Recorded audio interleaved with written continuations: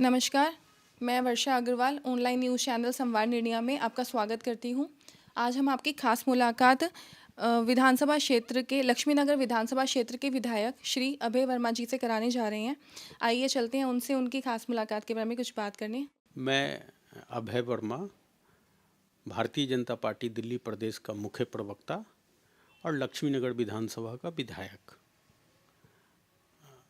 बाकी मैं समाज के लिए काम करता हूँ। सर, हम आपसे ये जानना चाहते हैं कि अभी जैसे आप यहाँ पे विधायक हैं लक्ष्मीनगर क्षेत्र से, तो यहाँ पे जो पब्लिक है आपके पास आती है, तो उनके सर क्या प्रॉब्लम्स होते हैं सर? थोड़ा-सा इसके ऊपर आप प्रकाश डालना चाहेंगे सर? देखिए, जब से मैं विधायक बना हूँ तब से मैंने लगातार प्रयास किया है कि क्षेत्र के लोगों का कोई भी तकलीफ़ है, दुख दर्द है, उसमें मैं ज़रूर शामिल हूँ और उसको दूर भी करूँ।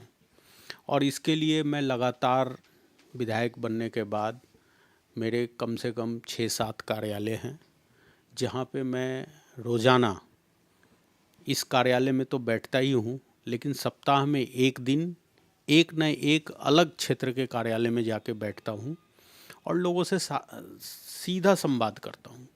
लोगों के जो भी समस्या होते हैं उसको स्वयं मैं सुनता हूँ। हालांकि मैंने पूरा स्टाफ रखा हुआ है। कोई भी चिट्ठी बनाना है, किसी भी प्रकार का उनका पेंशन का प्रॉब्लम होता है, हॉस्पिटल का प्रॉब्लम होता है, कई स्कूल्स में भी दिक्कत आते हैं, तो वो सारी चीज़ों को हम बहुत अच्छे से सुनते हैं और उसका निवारण करते हैं। ओके। सर, जैसे आपने बताया कि आप पेंशन के लिए काम करते हैं लोगों के लिए, स्कूल से रिलेटेड आपने काफ़ी सारे काम किए हैं। तो थोड़ा-सा इसके बारे में बताना चाहेंगे कि आप जो ओल्ड एज लोग हैं, उनकी पेंशन से रिलेटेड आपने क्या स्टेप्स लिए हैं सर? या फिर जो बच्चों की एजुकेशन है, जो बच्चे स्कूल की फ़ीस अफ़ोर्ड नहीं कर पाते हैं, तो उससे रिलेटेड आपने क्या एक्टिविटीज़ की हैं सर? देखिए, ओल्ड एज पेंशन तो दुखद है कि दिल्ली सरकार ने इसको रोका हुआ है। पिछले 3 साल से लगातार सदन में और सड़क पे हमने बहुत प्रयास किए हैं, धरना दिए हैं, प्रदर्शन दिए हैं कि ओल्ड एज पेंशन शुरू कराई जाए। लेकिन सरकार हमेशा सदन में आके कहती है कि 3 महीने बाद शुरू होंगे, फिर 3 महीने बाद कहते हैं, फिर 3 महीने, ऐसे करते करते उन्होंने 2.5 साल निकाल दिए हैं और अभी भी कोई उम्मीद हमें दिख नहीं रहा।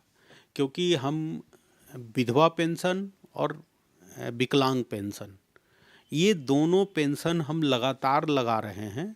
मेरे को लगता है कि हमारे विधानसभा में कोई 3,000 से अधिक विधवा पेंशन होंगे और कोई 1,500 से अधिक विकलांग पेंशन होंगे और ये हम लगातार लगा रहे हैं। लेकिन दुखद ये है कि उनको भी समय पे पैसा सरकार नहीं दे पा रही है और जो ओल्ड एज पेंशन है जो पहले से चला आ रहा है, उनके भी 3-3, 6-6 महीने के पैसे डिले हो जाते हैं मिलने में। तो इस मामले में दिल्ली सरकार बिल्कुल फेल हुई है। लेकिन मेरा अभी भी आपके माध्यम से यही आग्रह होगा कि सरकार इसको जल्दी अपने संज्ञान में ले और ओल्ड एज पेंशन शुरू करे। और सर, जैसे कि आपने बताया कि बच्चों से रिलेटेड, तो कि स्कूल वगैरह जो बच्चे अपनी स्कूल की फ़ीस अफोर्ड नहीं कर पाते हैं, देखिए एजुकेशन एक बहुत ही इम्पॉर्टेंट फैक्टर है देश को आगे बढ़ाने के लिए। तो एजुकेशन के क्षेत्र में आप क्या एक्टिविटीज़ कर रहे हैं सर कि बच्चे ज़्यादा से ज़्यादा बच्चे स्कूल जा सकें, उनकी पढ़ाई पूरी हो सके सर? देखिए, 25% एडमिशन आपको इकोनॉमिक वीकर सेक्शन को EWS के माध्यम से हर स्कूल में होते हैं और हमारे एरिया में पब्लिक स्कूल कम है और 10 सरकारी स्कूल है। तो 10 स्कूल में हम मैक्सिमम बच्चों को उत्साहित करके वहाँ हम एडमिशन के लिए भेजते हैं और हमारे 10 स्कूल में स्ट्रेंथ से ज़्यादा लोग पढ़ रहे हैं। तो हमारे यहाँ बच्चों को पढ़ाने के लिए काफ़ी अच्छा व्यवस्था हमने स्कूल मैनेजमेंट के साथ मिलके बनाया हुआ है।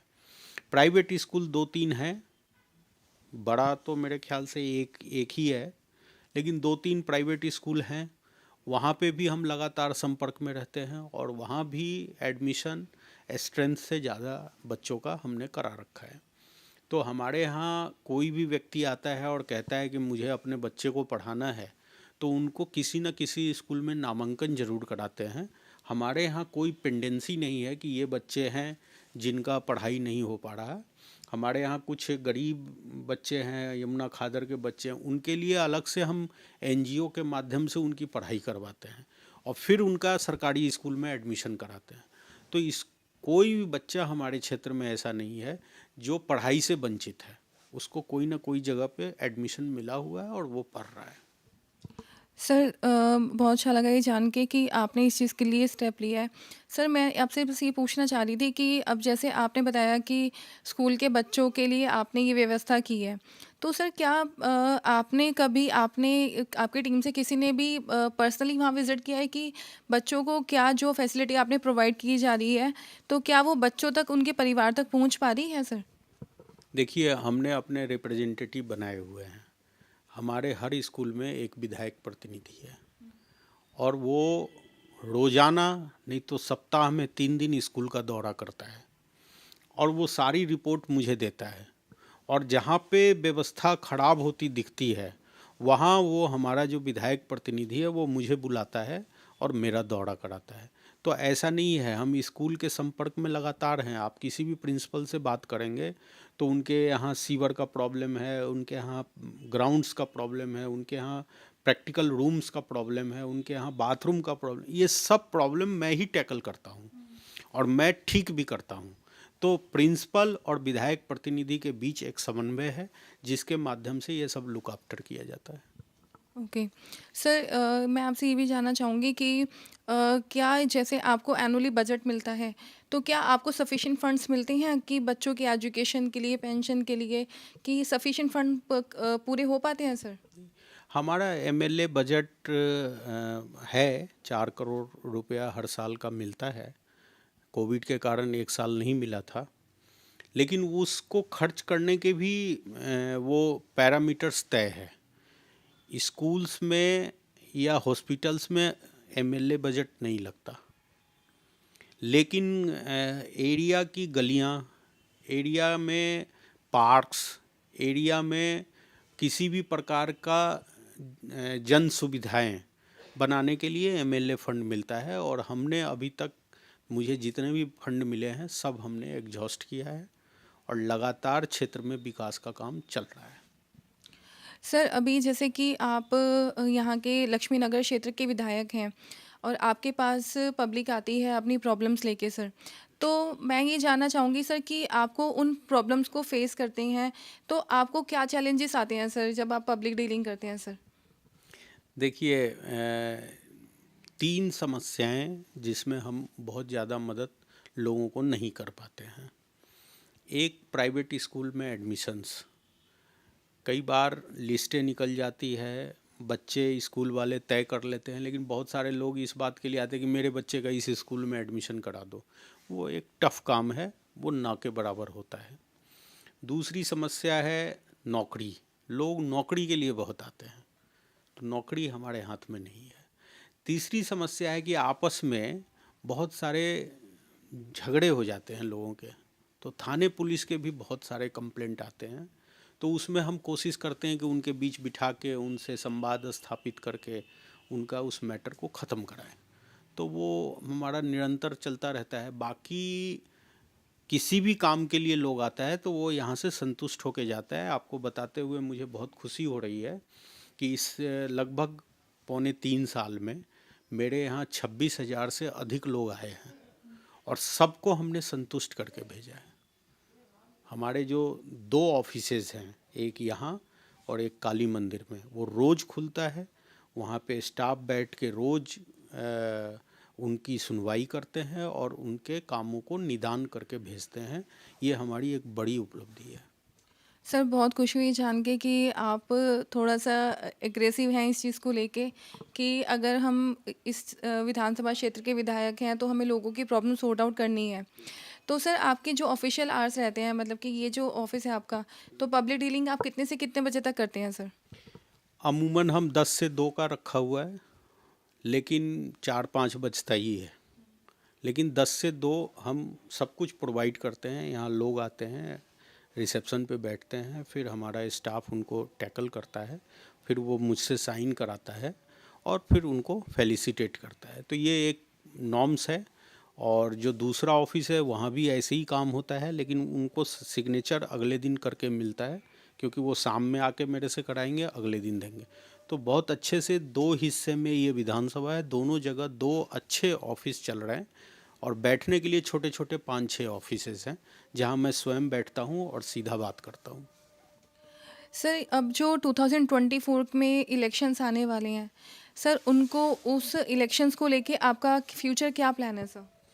देखिए, अभी नगर निगम का चुनाव हुआ और मुझे बताते हुए बहुत प्रसन्नता होती है कि भारतीय जनता पार्टी लक्ष्मीनगर में 4 में से 3 सीटें जीती है, और इस जीत का श्रेय हमारे कार्यकर्ताओं को जाता है, इस जीत का श्रेय हमारे क्षेत्र के लोगों को जाता है।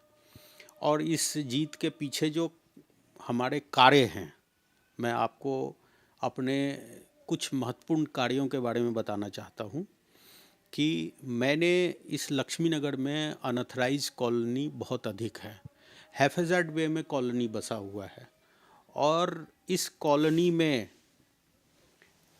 आईजीएल गैस पाइपलाइन लेके आना पूरे दिल्ली में मेरी उपलब्धि है। ये आज 65% घरों में हमने आईजीएल गैस पाइपलाइन के माध्यम से रसोई गैस पहुंचा दिया हूं। मैं करूंगा ये नहीं कह रहा, मैं कर चुका हूं। और उस आईजीएल गैस पाइपलाइन के जाने से लोगों में ज़बरदस्त उत्साह था, जो परिणाम में दिखा।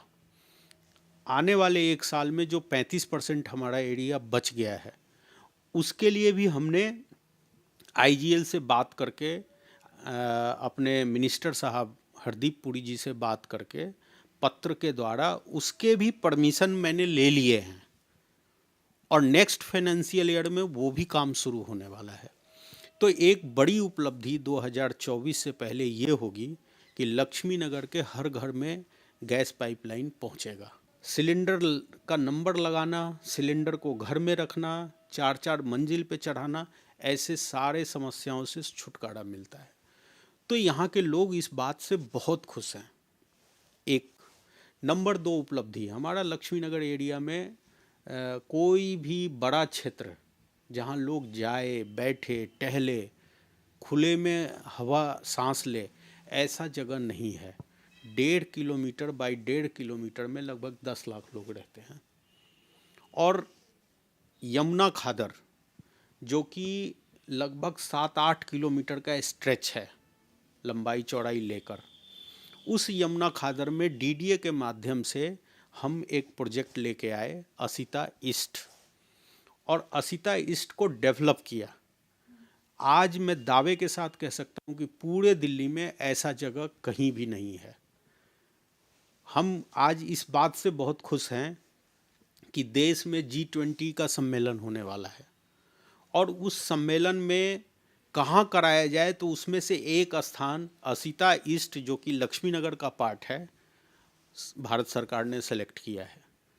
तो कहीं ना कहीं हमने एक बड़ा प्रोजेक्ट, जिसको मैं इको पार्क कह सकते हैं, बायोडाइवर्सिटी पार्क कह सकते हैं, जहाँ पे अनेक चिड़िया, अनेक प्रकार के पशु पक्षी उस जगह पे आए हुए हैं, और एक नेचर देखने के लिए हमें दिल्ली से बाहर जाना पड़ता था, अब हमारे वॉकिंग डिस्टेंस पे है। तो दूसरी मेरी सबसे बड़ी उपलब्धि है असिता ईस्ट यमुना खादर का डेवलपमेंट। तीसरी उपलब्धि, जब मैं इस ऑफिस को ज्वाइन किया और विधायक बना, तो प्रतिदिन जल बोर्ड के पास 70 से 75 कंप्लेंटें रोज आते थे। और जब मैंने 3 साल सीवर लाइन और पानी का पाइपलाइन मैसिव लेवल पे चेंज कराया हूँ, हर गली खुदा हुआ आपको दिखेगा, क्योंकि आईजीएल गैस पाइपलाइन भी सड़कों के अंदर डला, सीवर लाइन डला, पानी का लाइन डला। तो अब वो रोज का कंप्लेंट 7-8 रह गया है, यानी कि 90% सीवर और पानी को लेकर जो समस्याएं थी लोगों की, उसको समाप्त किया हूँ।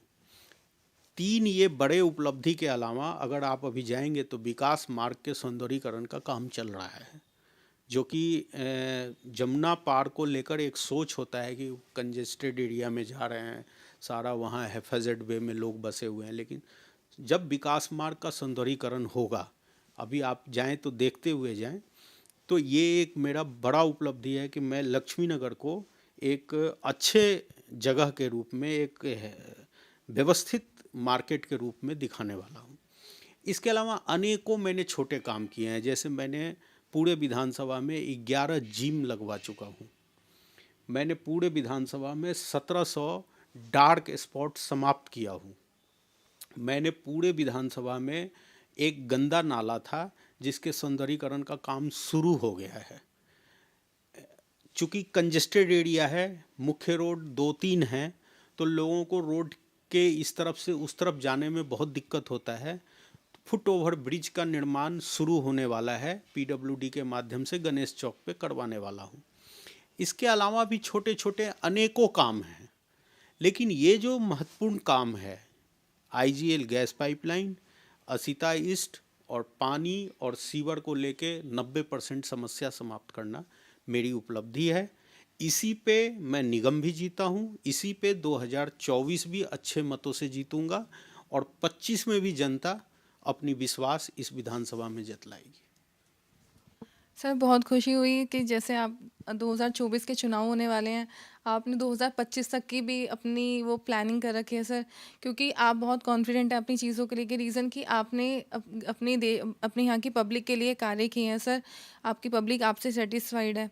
तो सर आप फाइनली अपनी जो यहाँ के लोग हैं उनको पब्लिक को क्या मैसेज देना चाहेंगे सर अपनी साइड से? मैं उनको इतना ही मैसेज देना चाहूँगा कि जिस प्रकार का विश्वास उन्होंने 2020 में मुझ में व्यक्त किया था और 2020 के विश्वास पे काम करने के बाद 2022 में जिस प्रकार से उन्होंने हमें अच्छे मेजॉरिटी के साथ लक्ष्मी नगर से जिता के भेजा है, ये विश्वास, ये प्यार और ये स्नेह वो बनाए रखें। लक्ष्मी नगर विधानसभा को यानी कि लक्ष्मी को कमल पे बिठाया था, उसका परिणाम अब दिखने लगा है। माँ लक्ष्मी हर घर में पहुंच रही हैं आईजीएल के माध्यम से, माँ लक्ष्मी हर घर में पहुंच रही हैं सीवर और पानी के माध्यम से, और ये बना ही रहेगा। निश्चित रूप से इनके विश्वास, प्यार, समर्थन, स्नेह और आशीर्वाद बनाए रखें। जो भी काम रह गया है, जैसे रोड्स बनाने का काम रहता है, उसको भी ज़रूर पूरा करेंगे और वो पूरा करके ही अब वोट मांगने आएंगे, ऐसा मैं संकल्प लेके काम कर रहा हूँ। सर बहुत बहुत धन्यवाद कि आपने अपना कीमती समय हमें दिया।